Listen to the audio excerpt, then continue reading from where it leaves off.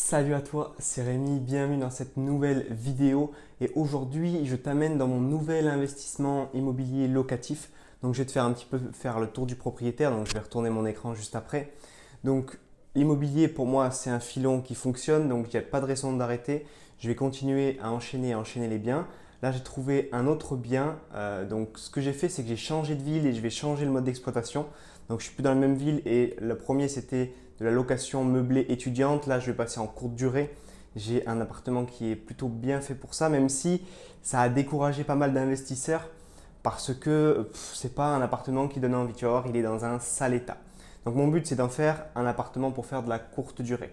Allez, on se voit de suite, je tourne l'écran. Nous voici maintenant dos à la porte d'entrée. Donc là, je te montre le couloir de l'entrée qui est assez large. Donc ça perd un peu de place dans ce petit appartement. C'est pas très grave, on va faire autrement. Donc tu vois directement le lit en hauteur là-bas. C'est un appartement qui fait 13,5 mètres carrés. Donc tu vois quelque chose de vraiment tout petit. Donc là, j'avance un petit peu dans l'appartement. Donc là, je monte un peu mon stabilisateur. Tu vois le lit en hauteur. Hop. Donc ça, c'est l'appartement. Voilà la pièce principale. Donc ça, c'est tout petit. C'est tout petit, tout petit. Une fenêtre simplement là-bas. Je vais t'expliquer comment il était arrangé ensuite. Donc là, la salle de bain et là, la cuisine. Je vais essayer de te faire des plans un peu partout pour que tu comprennes l'agencement. Voilà, donc là, je suis presque dos à la fenêtre de... la seule fenêtre en fait, parce qu'il n'y en a qu'une. Donc la fenêtre de la pièce principale. Donc là, une petite table. Ici, le dessous du lit en hauteur. Voilà. Et si je me mets sous le lit en hauteur, tu vas voir donc l'échelle pour y monter, la cuisine ici, hop, ici, et la porte d'entrée qui se situe là-bas avec le couloir. Voilà. Et là, la salle de bain. Alors, pour les petites explications, donc là j'ai enlevé la porte parce qu'elle m'énervait un peu, donc je l'ai mise là-bas pour l'instant. Pour commencer les travaux, ce sera plus simple. Après, on verra ce qu'on en fait. La salle de bain est minuscule et comme tu le vois, il n'y a que un toilette et une douche. Sachant que la douche, je vais essayer de te faire un plan d'un petit peu plus loin. La douche qui est à peu près jolie ici, tu vois, c'est à peu près la seule chose de bien, c'est qu'elle a été changée avant que j'achète l'appartement. Moi, je pensais qu'il y avait juste une fuite, parce que j'avais reçu le devis comme quoi il y avait des travaux à faire. Je pensais qu'il y avait juste une fuite et qu'ils allaient refaire juste quelques joints. En fait, ils ont changé la douche. Bon, bonne surprise pour moi, mais je l'avais acheté avec la douche dans l'état où je vais te mettre une photo, normalement juste sur le côté droit de l'écran pour que tu puisses comparer. Voilà, donc ça c'est la salle de bain. Donc la douche, elle n'est pas trop mal. C'est une douche avec triple fermeture, donc un triple pan. Ici, il y a un seul truc qui me gêne, c'est que les artisans, ils ont laissé ces deux tuyaux là apparents au lieu de les faire passer derrière le carrelage. Donc avec mon artisan, ce qu'on va essayer de faire, c'est déjà de cacher ces deux tuyaux dans une espèce de colonne. On va essayer de cacher tous ces tuyaux avec une petite trappe pour y accéder au compteur. Cacher les tuyaux, faire des espèces de caissons parce que ça c'est moche. Et là, toilette avec chasse en haut, donc ça je ne l'avais pas vu depuis un petit moment. C'est pas très joli. Et donc ce qu'on va faire, c'est que si tu vois, donc là c'est le mur qui sépare la salle de bain du reste de la pièce. Et ici se situe en fait le lavabo de la salle de bain qui n'a pas pu être mis dans la salle de bain car elle était trop petite. Donc il se trouve finalement dans la pièce principale que tu vois ici.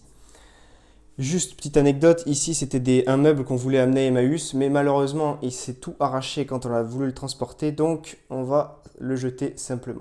Donc le mur que tu vois juste ici, là, ce mur-là, ce qu'on va faire c'est qu'on va le casser pour venir étendre la salle de bain. Donc on a déjà fait quelques petites mesures, je ne sais pas si on va le voir ici, mais on a mis un trait ici, ça veut dire qu'en gros le mur va venir aller à 5-10 cm de ce meuble-là, de ce petit meuble avec un miroir. Donc en fait, je vais me décaler, on va pousser le mur qui est là et on va l'amener à peu près ici pour agrandir la salle de bain et permettre d'avoir et un lavabo et un toilette et une douche. Donc ça c'est à peu près le gros boulot qu'il va y avoir dans cet appartement. Et donc quand on rentrera dans cette petite salle de bain qui restera petite mais qui sera un peu plus on va dire ergonomique où il y aura un peu plus tout, on rentrera et en face ici on va mettre un petit lave-main, un petit lavabo. À droite il y aura la douche et à gauche il y aura les toilettes. Il va falloir donc qu'on casse ce mur ici. On va tout casser et on va enlever le radiateur qui se situe juste là. Voilà pour la petite explication. Donc ici, on va reprendre les murs parce que les murs sont plutôt de mauvaise qualité. Ici, ils sont très abîmés. Si je regarde à peu près ici, on va laisser ce radiateur-là. Il faut quand même qu'il y en ait un. Et la fenêtre, elle est nickel. C'est du PVC double vitrage. Donc on va laisser. Le volet roulant est nickel. Et en plus de ça, ce matin, c'est assez ensoleillé. Je ne sais pas si on le voit. Si, voilà, c'est très ensoleillé. Malgré que ce soit au rez-de-chaussée, c'est plutôt un bon investissement parce qu'il n'y a pas grand-chose autour. C'est pas un truc qui ne voit pas le jour ou pas la lumière. C'est sécurisé, on ne peut pas rentrer dans la petite cour que tu as vue comme ça. Il faut badger une fois avec le Vigic que tout le monde a. Et en plus de ça, il faut une clé pour rentrer dans l'appartement. Donc maintenant, je vais te montrer la cuisine. Voilà la cuisine, donc toute petite. Le problème, c'est que ça va être un petit peu compliqué parce qu'entre les deux murs ici, attends, là et là, il y a 97 cm. C'est même pas une cuisine de 100. Donc on va faire un petit peu du sur-mesure. Donc voilà, les carreaux un peu pourris, le meuble un petit peu vieillot, tout est à changer. Moi, je ne garde pas ça, je ne garde rien. On va tout dégager, on va tout arracher. Et ensuite, on va faire une cuisine un peu plus moderne avec des plaques induction, pardon, un évier, micro-ondes, hot, enfin tout ce qu'il faut pour, pour avoir un bon appartement, tout simplement, un bon endroit où vivre. Le but, c'est que sous ce lit en hauteur que je vais garder, on va mettre un canapé qui aura vision sur la télé qui sera en face, donc sur le mur. Hop, la fenêtre ici, elle sera à peu près ici, la télé, hop, par là, par ici. Donc là, il y aura un petit coin salon et puis pour manger aussi, on pourra manger dans le canapé avec une table basse. Je vais enlever cette échelle qui prend beaucoup de place et je vais mettre une échelle simple. J'ai fait le choix de garder le lit en hauteur parce que ça permet d'avoir quand même pas mal de place sur un appartement qui est tout petit et c'est quand même mieux. Et donc ce lit en hauteur, je ne sais pas si tu le vois, mais il faudrait que je me retourne pour que tu le vois.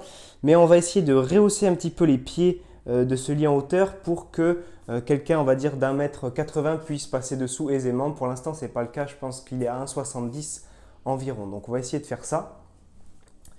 Et pour finir, donc l'entrée, il faut changer la porte parce que la porte, elle n'est pas du tout aux normes. Elle n'est pas coupe-feu, rien du tout. Elle est abîmée. Donc, on va changer cette porte d'entrée là. À droite, ici, on va mettre donc pas mal de meubles de rangement, donc des grandes armoires Ikea ou ce genre de choses pour avoir du rangement aussi pour tout ce qui est produits d'entretien, aspirateur, pour passer l'asperpillière, etc. Il va falloir qu'on refasse quelques petits trucs aussi parce que tu vois, ça a été fait un peu à l'arrache, il y a des câbles partout, des câbles, je sais pas même pas si tu peux voir ça, mais il y a des câbles qui ont été mis entre la porte et le mur en limant un peu la porte. Enfin, c'est quand même quelque chose. Et pareil, là, il faut changer quelques petits trucs. Et on laissera un porte-manteau, mais bien plus à la mode que ça. Donc voilà, la porte d'entrée et l'entrée, comme je t'ai montré tout à l'heure.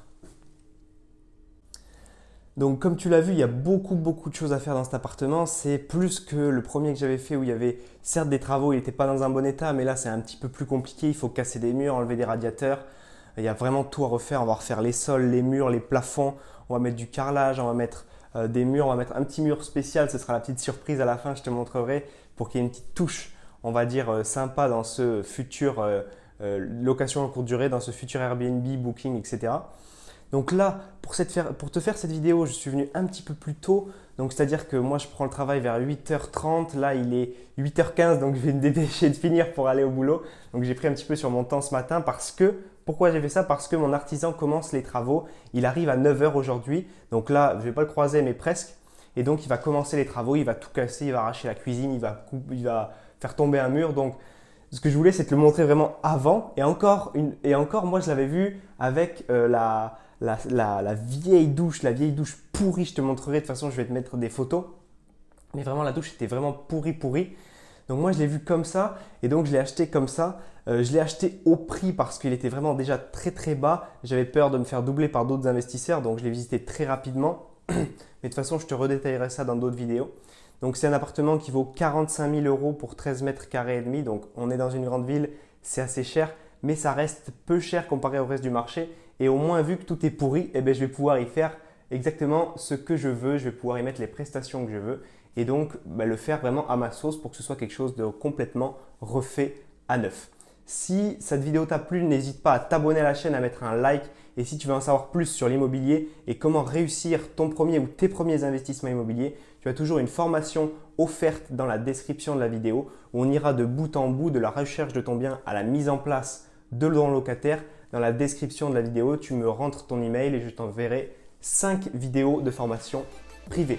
Moi, je file au boulot. On se voit très vite. C'était Rémi. Ciao, ciao.